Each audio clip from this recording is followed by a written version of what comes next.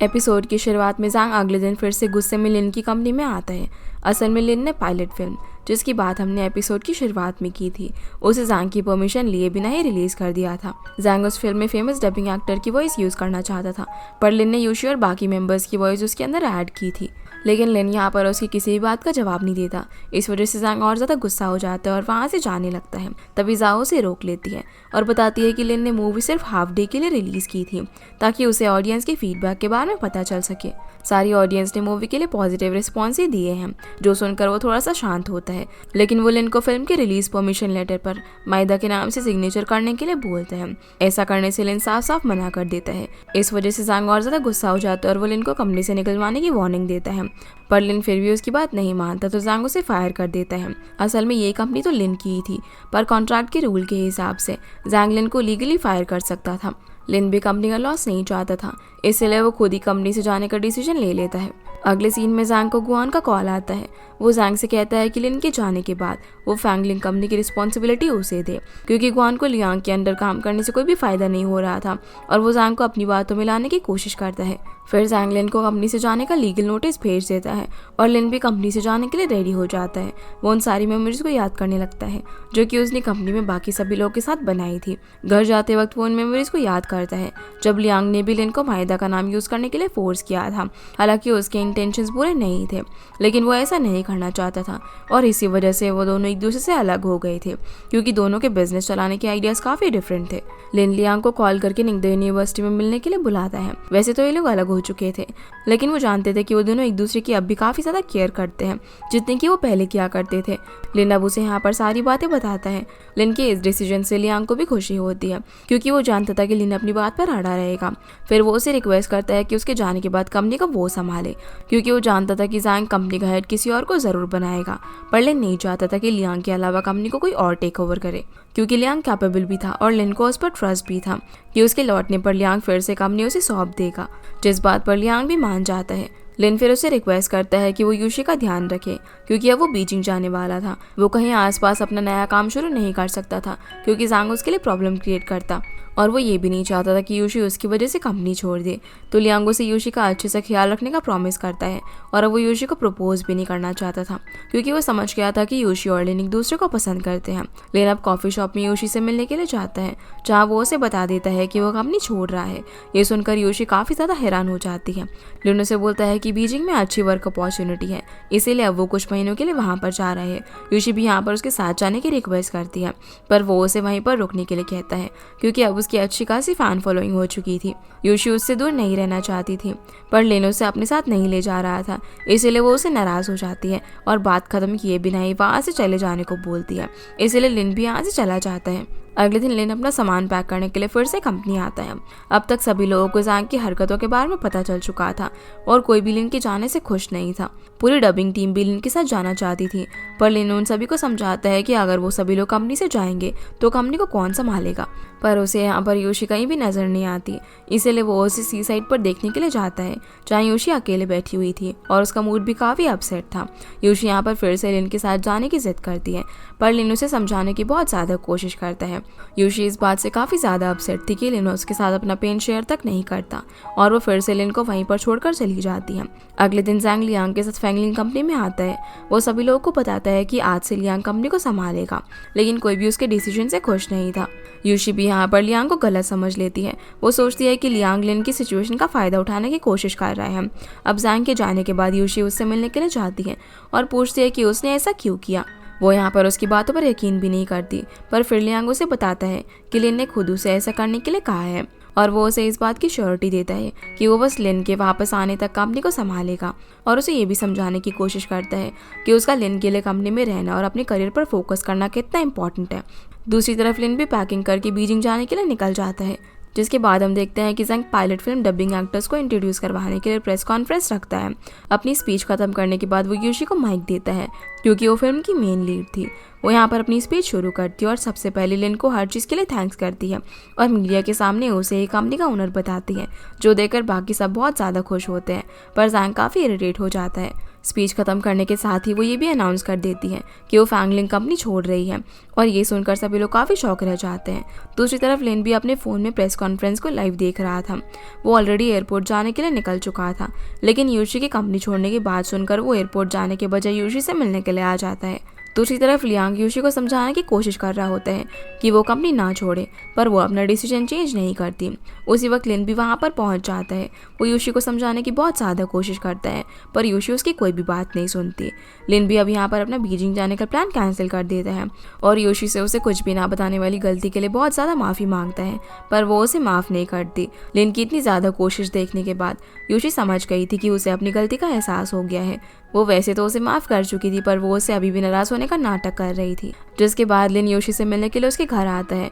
वो यूशी को यहाँ पर रेडी होकर अपने साथ बाहर चलने के लिए कहता है और उसे एक गार्डन में लेकर जाता है, जहाँ पर उसने उसके लिए बहुत ही अच्छा डेकोरेशन किया हुआ था और ये सब उसके लिए एक सरप्राइज था। यूशी की आंखों पर पट्टी बंधी हुई थी और जैसे ही वो पट्टी हटाता है तो यूशी सारा डेकोरेशन देखकर बहुत ज़्यादा खुश होती है। लिन ने सामने की एक टेबल पर एक बॉक्स रखा हुआ था जिसमें उन दोनों की क्यूट सी डमी डॉल्स थी। फिर वो उसके लिए एक छोटी सी स्टोरी प्ले करता है जो कि असल में उन दोनों की स्टोरी थी। ये देखकर यूशी को उनके पुराने फ्लैशबैक्स याद आने लग जाते हैं। वो उसे यहाँ पर बहुत ही रोमांटिक वे में उनके मिलने की स्टोरी सुना रहा था और स्टोरी की एंडिंग तक लिन उन दोनों डमीज को भी एक दूसरे के क्लोज ले आता है। अब बारी थी रियल सरप्राइज की, जहाँ पर लिन फिर से रोलर घुमाना शुरू करता है और अब दोनों डमीज के बीच में नीचे से एक सुंदर सी रिंग निकल कर आती है। लिन वो रिंग निकाल कर यूशी के पास आता है और ये कोई नॉर्मल रिंग नहीं थी, ये एक यूनिक वॉइस प्रिंट रिंग थी जिसमें हम जो भी कहे वो सब प्रिंट हो जाता है। यानी कि अब उस रिंग के अंदर यूशी और लिन की love story as a memory हमेशा के लिए सेव हो गई थी। लिन का ये सरप्राइज देखकर यूशी काफ़ी ज़्यादा इमोशनल हो जाती है। वो उसे यहाँ पर माफ़ भी कर देती है और फिर दोनों एक दूसरे को किस करते हैं। जिसके बाद हम देखते हैं कि लिन अपना घर बेच देता है क्योंकि उसे नया बिजनेस स्टार्ट करने के लिए पैसों की ज़रूरत थी, पर अब उसके पास रहने के लिए कोई जगह नहीं थी और वो अपने पेरेंट्स के घर भी नहीं जाना चाहता था क्योंकि वो लिन की सिचुएशन के बारे में जानकर परेशान हो जाते हैं।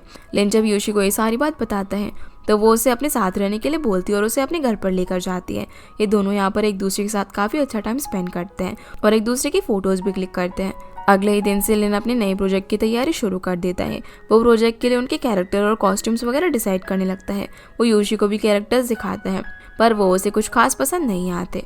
फिर वो उसे डेमो देने लग जाती है कि कैरेक्टर कैसा होना चाहिए और लिन को भी वो कुछ ना कुछ पहनाकर थोड़ा फनी वे में रेडी करके प्ले के अंदर इंक्लूड कर लेती है। प्ले करते टाइम वो दोनों एक दूसरे के काफ़ी क्लोज आ जाते हैं, तो लिन यहाँ पर उसे किस करने ही वाला था, पर तभी यूशी के डैड वहाँ पर आ जाते हैं। वो इन दोनों को यहाँ पर इतना क्लोज देखकर पहले तो शॉक हो जाते हैं और लिन और यूशी भी उन्हें देखकर एकदम हैरान हो गए थे। उन्हें समझ नहीं आ रहा था कि वो क्या करे। डैड भी यहाँ पर इन दोनों की काफ़ी अच्छी खासी क्लास लगाते हैं और फिर लिन से बहुत सारे सवाल करते हैं, जिससे लिन थोड़ा सा नर्वस हो जाता है। तो यूशी उन्हें बता देती है कि लिन उसका बॉयफ्रेंड है। डैड यूशी को लेकर हमेशा से थोड़ा ज़्यादा केयरिंग थे, इसीलिए वो लिन को उससे थोड़ा दूर ही रख रहे थे, पर फिर भी वो उसे अपने घर पर रुकने की परमिशन दे देते हैं।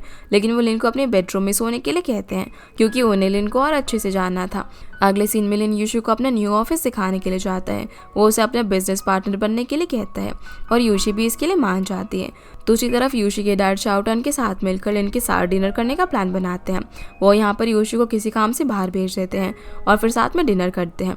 डैड शाओटन को इशारे में समझाने की कोशिश करते हैं कि वो ड्रिंक नहीं करते, पर शाओटन को उनके हिंट समझ नहीं आते और वो लिन के साथ साथ डैड के ग्लास में भी वाइन डाल देता है। लिन के सामने अब डैड वाइन पीने से मना भी नहीं कर सकते थे और लिन भी उन्हें इम्प्रेस करने के लिए बार बार उनके साथ वाइन का ग्लास टोस्ट करता है, जो देखकर डैड नशे में शाओटन को उनके हिंट्स ना समझने के लिए बहुत ज़्यादा डांटते हैं। इसी वजह से उसका मूड ऑफ हो जाता है और वो कॉफ़ी शॉप में कॉफ़ी पीने के लिए चला जाता है। जैसे ही वो अपने लिए कॉफ़ी बनाने लगता है तभी वहाँ पर यही पहुँच जाती है। शाओटन ने भी काफ़ी ज़्यादा ड्रिंक कर ली थी, इसलिए वो कॉफ़ी भी नहीं बना पा रहा था, तो ये उसे देखकर उसकी कॉफ़ी बनाने में हेल्प करने लगती है, लेकिन उसने पहले कभी भी कॉफ़ी नहीं बनाई थी। इसलिए शाओटन उसे कंफ्यूज देखकर समझ जाता है कि उसे कॉफ़ी बनानी नहीं आती, इसलिए वो उसे कॉफ़ी बनाने सिखाने लग जाता है। तभी वो एक दूसरे के क्लोज आ जाते हैं और गलती से उनके बीच में किस हो जाती है। अचानक से किस होने की वजह से वो दोनों ही काफ़ी नर्वस थे और ये बिना कुछ कहे यहाँ से चली जाती है। दूसरी तरफ जब यूशी घर आती है तो लिन और डैड सोफे पर नशे की हालत में सोए हुए थे।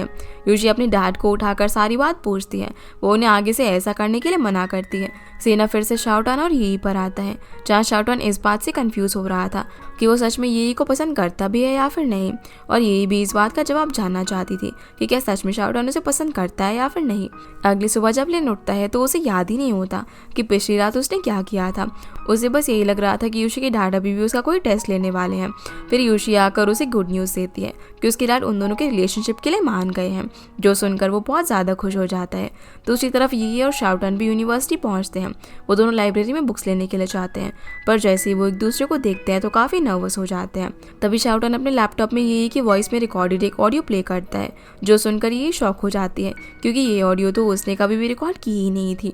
वो जब उससे इस ऑडियो के बारे में पूछती है तो शाओटन बताता है कि उसने एक ऐसी टेक्नोलॉजी इन्वेंट की है जो हम जिसे चाहे वैसे ही वॉइस प्रोड्यूस कर सकती है। उस टेक्नोलॉजी का नाम था द AI साउंड सिस्टम, और शाओटियान ने इस सिस्टम में ऑलरेडी ये की वॉइस को डिफ़ॉल्ट कर दिया था क्योंकि वो चाहता था कि ये की वॉइस पूरी दुनिया सुने। ये देखकर ये उससे पूछती है कि क्या तुम ये सब करके कन्फेस कर रहे हो कि तुम मुझे पसंद करते हो, जिस बात का वो कोई जवाब ही नहीं दे पाता। और वो समझ जाती है कि शाओटन भी उसे बहुत ज़्यादा पसंद करता है। फिर वो उसे किस कर देती है, तो वो भी यहाँ पर उसे बोल देता है कि वो उसे पसंद करता है। फिर वो भी ये को किस करता है, जिसके बाद हम देखते हैं कि यूशी के डैड वॉक करके घर पर आ रहे थे, पर वो ये भूल जाते हैं कि कौन सी बिल्डिंग में उनका घर है। अब लिन और यूशी जैसे ही ऑफिस से घर आते हैं तो डैड वहाँ पर नहीं थे। रात भी काफ़ी ज़्यादा हो चुकी थी और अब तक वो घर नहीं लौटे थे, इसलिए यूशी काफ़ी घबरा जाती है। डैड हमेशा कहीं पर जाने से पहले एक नोट छोड़कर जाते थे, इसलिए यूशी लिन को घर में सब जगह नोट ढूंढने के लिए बोलती है। जहाँ ढूंढते ढूंढते यूशी के डैड को सामान में से एक लेटर मिलता है जिसमें लिखा हुआ था कि वो अपने काम के दौरान बहुत ज़्यादा मिस्टेक करते हैं और हर चीज़ भूल जाते हैं, इसी वजह से उन्हें जॉब से निकाल दिया गया है। लिन इस बारे में यूशी को भी बताता है और उन्हें वहाँ पर एक नर्सिंग होम की बुक मिलती है, जिससे यूशी को पता चलता है कि उसके डैड बीमार हैं और वो उसे बिना बताए अपना ट्रीटमेंट करवा रहे हैं। तब यूशी को पुलिस स्टेशन से कॉल आता है कि उसके फादर वहाँ पर है, इसलिए लिन और यूशी उन्हें घर लेकर आते हैं। डैड यहाँ पर अपसेट थे क्योंकि उन्होंने यूशी से अपने बीमार होने की बात छुपा कर रखी हुई थी, तो यूशी उन्हें समझाती है कि आज से हर टाइम वो उनका ध्यान रखेगी। अपने डैड की हालत देखकर वो काफ़ी ज़्यादा इमोशनल भी हो जाती है और बहुत रोती है, पर लिन उसे संभालता है और कहता है कि वो भी उसके डैड का पूरा ध्यान रखेगा। यूशी काफ़ी ज़्यादा वरिड थी और उसे अपने डैड के ट्रीटमेंट के लिए पैसों की ज़रूरत थी, इसलिए वो लिन को अगले दिन से ही काम शुरू करने के लिए कहती है, जिसके बाद ये दोनों ऑफिस के लिए ज़रूरी सारा सामान लेकर आते हैं। साथ में यूशी अर्निंग के लिए दूसरे स्टूडियो में भी डबिंग की जॉब करने लगती है। फिर ये दोनों मिलकर पूरे ऑफिस में सारा सामान सेट कर लेते हैं। जहाँ यूशी डिसाइड करती है कि वो इस न्यू कंपनी का नाम लाइट परस्यूअर रखेंगे, क्योंकि इसका मतलब था कि सिचुएशन चाहे कोई सी भी हो, पर हमेशा कुछ अच्छा होने की होप रहना। फिर ये दोनों अब कंपनी के प्रोजेक्ट के लिए इन्वेस्टर्स को ढूंढना शुरू कर देते हैं। आगे हम देखते हैं कि शाओटन को ग्वान का कॉल आता है। उसने एक न्यू टेक्नोलॉजी कंपनी ओपन की थी, जिसके बारे में उसने अभी लियांग को कुछ भी नहीं बताया था। शाओटन ग्वान को नहीं जानता था और ग्वान ने इंटरनेट पर शाओटन के AI साउंड सिस्टम के बारे में इंटरव्यू सुनकर उसे कॉल किया था। ग्वान उसे बोलता है कि तुमने अपने इन्वेंट किए हुए सिस्टम का पेटेंट मुझे सेल कर दो, पर शाओटन ने इसके लिए क्या डिसीजन लिया था ये हमें आगे पता चलेगा। दूसरी तरफ हम देखते हैं कि लिन इन्वेस्टर्स के साथ मीटिंग करता है, जिसमें वो अपने अगले प्रोजेक्ट के बारे में सबको बताता है। यूशी भी मीटिंग रूम में साइड में मास्क लगाकर बैठी हुई थी, क्योंकि वो नहीं चाहती थी कि कोई उसे पहचाने। लिन के प्रोजेक्ट के बारे में सब कुछ सुनने के बाद एक काफ़ी बड़ा इन्वेस्टर जिसका नाम ली था, वो लिन के प्रोजेक्ट में इन्वेस्ट करने से मना कर देता है। लिन उसे यहाँ पर मनाने की काफ़ी कोशिश करता है, पर वो हाँ ही नहीं करता और वहाँ से जाने लगता है। तब यूशी उसे रोक लेती है और अपना मास्क हटाती है, और अब यूशी को देखकर वो प्रोजेक्ट में इन्वेस्ट करने के लिए मान जाता है और उसके साथ आगे के प्रोजेक्ट के लिए भी रेडी हो जाता है। आगे हम देखते हैं कि जुनरान जाओ को अपने भाई से मिलवाता है और इस बार वो जाओ से मिलकर बहुत ज़्यादा खुश होता है। जुनरान के भाई ने लाइफ में कभी भी बाइक नहीं चलाई थी, तो जाओ से बाइक चलाने सीखने के लिए एनकरेज करती है। दूसरी तरफ ये भी लियांग को बता देती है कि उसने बॉयफ्रेंड बना लिया है, और ये सुनकर लियांग उसे फिर से डांटने लगता है क्योंकि उसे लग रहा था कि ये नासमझ है। सीना फिर से लिन पर आता है, जहाँ यूशी के डैड उसे खाना बनाना सिखा रहे थे। दोनों की यहाँ पर एक दूसरे से काफ़ी अच्छी बनने लग गई थी। यूशी के डैड लिन को बताते हैं कि वो यूशी के साथ ट्रिप पर जाना चाहते हैं, क्योंकि काफ़ी सालों से वो उसके साथ कहीं पर भी ट्रिप पर नहीं गए, और जब यूशी छोटी थी तब वो उनके साथ हमेशा ट्रिप पर जाया करती थी। इसके बाद लिन शाओटियान, जुनरान, जाओ और डबिंग टीम के एक मेंबर को अपने ऑफिस में बुलाता है और उन सबके साथ यूशी की डैड के लिए ट्रिप प्लान करते हैं। तभी जुनरान को कॉल आता है कि उसके भाई का एक्सीडेंट हो गया है। वो अब जल्दी से हॉस्पिटल जाने के लिए निकलता है और जाओ भी उसके साथ जाती है। हॉस्पिटल पहुंचने के बाद जुनरान को पता चलता है कि वो बाइक चलाने की कोशिश कर रहा था, इसी वजह से उसका एक्सीडेंट हो गया। जुनरान का भाई बहुत ज़्यादा डिप्रेस था और अपने डैड की वजह से एक फ्री लाइफ नहीं जी पा रहा था। फैमिली बिजनेस भी अकेले उसे ही संभालना पड़ रहा था। वो ये सारी बातें जुनरान को भी बताता है, जो सब सुनकर उसे काफ़ी बुरा लगता है और वह गिल्टी फील करता है, क्योंकि उसे लग रहा था कि उसकी वजह से उसके भाई पर काम का इतना बर्डन पड़ा। अगले सीन में लिन, यूशी और उसके डैड शाओटन और पूरी डबिंग टीम ट्रिप पर जाने के लिए निकलते हैं। दूसरी तरफ जाओ लियांग को अपना रेजिग्नेशन लेटर देती है। असल में जुनरान को अपने भाई की कंडीशन देखकर इतना ज़्यादा गिल्टी फील हुआ कि उसने डबिंग इंडस्ट्री छोड़कर अपना फैमिली बिजनेस संभालने का डिसीजन लिया था। और जुनरान के रिज़ाइन करने की वजह से जाओ भी रिज़ाइन करके उसकी फैमिली बिजनेस में हेल्प करना चाहती थी। लियांग उसे रिज़ाइन ना करने के लिए समझाता है और वो उससे अपने बारे में सोचने के लिए कहता है, क्योंकि लिन के साथ काम करने से पहले जाओ उसके साथ ही काम किया करती थी, इसीलिए लियांग उसे काफ़ी अच्छे से जानता था। उस वक्त जाओ ने गुआन की वजह से जॉब छोड़ दी थी और आज वो जुनरान की वजह से अपनी जॉब छोड़ रही है। ये सब बोलकर वो उसे उसका रेजिग्नेशन लेटर वापस दे देता है और उसे फिर से अपने डिसीजन के बारे में सोचने के लिए कहता है। सीना फिर से यूशी और बाकी सभी लोगों पर आता है, तो सभी लोग ट्रिप में काफ़ी मज़े कर रहे थे। आखिर में यूशी को रियलाइज़ होता है कि उसके डैड ये भी भूल गए हैं कि वो उनकी डॉटर है, जो देखकर वो बहुत ज़्यादा रोती है और लिन उसे संभालता है। असल में डैड की मेमोरी बीच बीच में कुछ टाइम के लिए चली जाती है। अभी तक उनकी डिजीज़ के बारे में डॉक्टर ने भी कुछ क्लियरली नहीं बताया था। ट्रिप पूरी होने के बाद सभी लोग लिन के ऑफिस में बैठे होते हैं, तभी उन्हें इंटरनेट पर फैली हुई एक न्यूज़ के बारे में पता चलता है। न्यूज़ ये थी कि डबिंग इंडस्ट्री को AI साउंड सिस्टम रिप्लेस करने वाला है और इंटरनेट पर इस सिस्टम के इन्वेंटर यानी कि शाओटन की फ़ोटो भी दे रखी थी। शाओटन सबको बताता है कि ये सिस्टम उसने इन्वेंट किया है और उसका पेटेंट किसी और को सेल कर दिया है। उसे ये डील अच्छी लगी थी, इसीलिए उसने ऐसा किया, लेकिन अभी तक उसे इस बात का रियलाइजेशन नहीं था कि उसने कितने ही लोगों की जॉब छीन ली थी। यूशी और बाकी सभी लोगों को उस पर बहुत ज़्यादा गुस्सा आता है, पर शाओटाउन को अभी भी समझ नहीं आ रहा था कि सब लोग उस पर गुस्सा क्यों कर रहे हैं। तभी लिन को ली का कॉल आता है, जो कि उसके साथ कॉन्ट्रैक्ट कैंसिल कर देता है, क्योंकि अब वो भी उनकी प्रोजेक्ट में इन्वेस्ट करना चाहता था जो कि AI साउंड सिस्टम का यूज़ करे। इसका ये रीज़न था कि AI sound system dubbing artist के कंपैरिजन में काफ़ी लो कॉस्ट था और उसकी डब करने की स्पीड भी एक इंसान से काफ़ी गुना ज़्यादा थी। अब सभी लोग बहुत ज़्यादा परेशान हो जाते हैं क्योंकि AI की वजह से उनकी जॉब जा सकती थी। दूसरी तरफ जैंग भी लियांग को डबिंग एक्टर्स की बजाय AI चूज़ करने के लिए बोलता है और लियांग को ना चाहते हुए भी उसे हाँ बोलना पड़ता है। जैंग के जाने के बाद लियांग गुआन को डांट लगाता है कि उसने जैंग को ये सब सजेस्ट करने से पहले उसे पूछ लेना चाहिए था। गुआन ने उसके सामने अपनी न्यू कंपनी का कार्ड रख देता है। तब लियांग को सारी बात समझ में आ जाती है।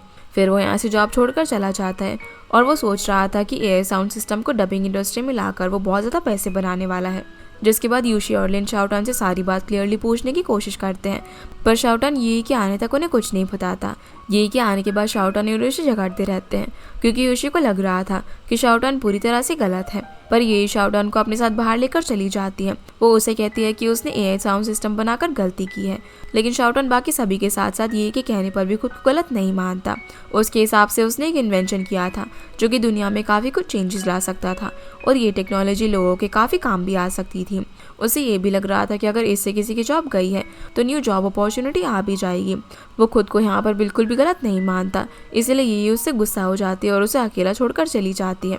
जिसके बाद लिन काफ़ी सोचकर यूशी से कहता है कि शाओटान की इसमें कोई भी गलती नहीं है, क्योंकि उसने बस साइंस के डेवलपमेंट में अपना कंट्रीब्यूशन दिया है और ये टेक्नोलॉजी लोगों की काफ़ी हेल्प भी करेगी। लिन का यहाँ पर शाओटान को सपोर्ट करना यूशी को सही नहीं लगता, इसीलिए वो उस पर गुस्सा करती है। जिसके बाद यूशी अपने डैड का ध्यान रखने के लिए उनके साथ खड़ी होती है। उसके डैड नीबस के साथ गेम खेल रहे थे, तभी शाओटान और लिन वहाँ पर आ जाते हैं। लिन यूशी को उसके डैड से दूर खड़ा कर देता है और उसे अब जो शाओटान करने वाला था उसे देखने के लिए कहता है। असल में डैड भूल गए थे कि सामने खड़ी लड़की उनकी बेटी यूशी है। शाओटान डैड को उसके फ़ोन में यूशी से कुछ भी करने के लिए कहता है, तो यूशी के डैड पूछते हैं कि क्या उसने खाना खाया। तभी अपने आप ही यूशी की आवाज़ में कोई जवाब देने लगता है, जिससे डैड को लगता है कि यूशी उनसे फ़ोन पर बात कर सकती है। ये देखकर यूशी काफ़ी शॉक रह जाती है और ये सब शाओटान के इन्वेंट किए हुए सिस्टम की वजह से पॉसिबल हुआ था। लिन अब यूशी को समझाता है कि जो टेक्नोलॉजी शाओटान ने इन्वेंट की है वो दुनिया में काफ़ी लोगों की हेल्प कर सकती है। अपने डैड को देखकर यूशी को ये बात समझ में आ जाती है और उसे ये भी समझ आ जाता है कि शाओटान ने इस टेक्नोलॉजी का इन्वेंशन करके कोई गलती नहीं की है। अब लिन और यूशी का ये मोटिव था कि AI साउंड सिस्टम लोगों के काम तो आए, लेकिन उसका यूज़ डबिंग इंडस्ट्री में ना हो। इसीलिए वो एक कॉन्टेस्ट का अनाउंसमेंट करते हैं जिसमें लोगों के वोट से डिसाइड होने वाला था कि डबिंग इंडस्ट्री में लोग AI के थ्रू जनरेट की हुई वॉइस को सुनना चाहते हैं या फिर रियल ह्यूमंस की वॉइस को। जो कॉन्टेस्ट गुआन और लिन की कंपनी के बीच होने वाला था। ली एक काफ़ी बड़ा इन्वेस्टर था और उसी ने गुआन के साथ सबसे पहले कॉन्ट्रैक्ट साइन किया था। इसलिए गुआन उसके ऑफिस जाकर उसे अपनी बातों में लाने की कोशिश करता है ताकि डबिंग कॉन्टेस्ट में चाहे जो कुछ भी हो ली उसके साथ ही कॉन्ट्रैक्ट साइन करे, लेकिन वो उसकी बातों में नहीं आता और उसे इतना कहता है कि अगर AI साउंड सिस्टम सच में अच्छा हुआ तो वो उसके साथ कॉन्ट्रैक्ट साइन ज़रूर करेगा। अब डबिंग कॉन्टेस्ट की शुरुआत होने से पहले शाओटान यी को मनाने के लिए चाहता है, पर वो उससे अब भी गुस्सा थी। वो उसे एक चिप दिखाकर बोलता है कि इस ट्रिप में वो है जिसकी हेल्प से उसने लिन की आज की स्पीच प्रिपेयर करने में हेल्प की है। ये को यहाँ पर उसकी बात समझ में नहीं आती और वो उसे ये बोलकर चली जाती है कि जब तक लिन कॉन्टेस्ट नहीं जीत जाता वो उसे माफ़ नहीं करेगी। अब डबिंग कॉन्टेस्ट की शुरुआत होती है और इस कॉन्टेस्ट को देखने के लिए ली भी आया हुआ था। लिन, योशी और बाकी सब लोग भी कॉन्टेस्ट के लिए रेडी थे। पूरा चाइना भी टीवी पर कॉन्टेस्ट देख रहा था और सभी लोग वोट करने के लिए रेडी थे। सबसे पहले स्टेज पर गुआन को परफॉर्म करने के लिए बुलाया जाता है, जहाँ वो अपने साथ एक रोबोट लेकर आया था। वो उस रोबोट से जैसी आवाज़ निकालने के लिए कहता है तो वो यही की आवाज़ में डबिंग करना शुरू कर देता है। इसके बाद सभी लोग वोट करते हैं और 90% वोट्स गुआन के साउंड सिस्टम को मिलते हैं, जिससे गुआन को ये लगता है कि उसकी जीत पक्की है। पर अब लिन स्टेज पर जाता है। उन लोगों ने कोई परफॉर्मेंस रेडी नहीं की हुई थी। लिन अपनी स्पीच देना शुरू करता है। सबसे पहले वो डबिंग इंडस्ट्री में चाइना से शुरू से लेकर अब तक कैसी ग्रोथ हुई इसके बारे में बात करता है। फिर वो अपनी डबिंग की जर्नी के बारे में सभी लोगों को बताता है ताकि लोगों को रियल ह्यूमन बींग्स का हार्डवर्क और उनकी वॉइस की वैल्यू समझ में आए। इसके बाद वो सभी लोगों को एक वीडियो क्लिप दिखाता है जिसमें शाओटन फिर से AI साउंड सिस्टम यूज़ करके योशी के डैड को योशी की AI की वॉइस सुनाने की कोशिश कर रहे थे, पर इस बार डैड पहचान जाते हैं कि ये आवाज़ उसकी नहीं है। डैड भी अपने नेबर्स के साथ मिलकर कॉन्टेस्ट को लाइव टीवी पर देख रहे थे। इस वीडियो के खत्म होने के बाद लिन सभी लोगों को बताता है कि योशी के डैड की सिचुएशन से गुजर रहे हैं और उन्हें भूलने की बीमारी होने के बावजूद वो फिजिकली तो योशी को नहीं पहचान पा रहे, पर उन्हें उसकी वॉइस अभी भी याद है। इस क्लिप के थ्रू लिन सभी का ध्यान इस बात पर लाने की कोशिश करता है कि हर एक वॉइस यूनिक होती है और हर एक वॉइस की अपनी खास मेमोरी भी होती है, जो मेमोरी AI जनरेटेड वॉइस में नहीं हो सकती है और ना ही उसके अंदर रियल ह्यूमन बींग्स के इमोशंस हो सकते हैं। इसीलिए AI जनरेटेड वॉइस कभी भी रियल ह्यूमन की वॉइस को रिप्लेस नहीं कर सकती। जिसकी स्पीच को सुनकर ली काफ़ी ज़्यादा इंप्रेस हो जाता है और उन्हें भी ह्यूमन बीइंग की वॉइस की वैल्यू समझ में आती है। अब बारी थी ऑडियंस की वोट की। इस बार ऑडियंस अपनी वोट लिन को देती है क्योंकि लोगों को भी समझ आ गया था कि AI वॉइस और नेचुरल वॉइस में क्या डिफरेंस है।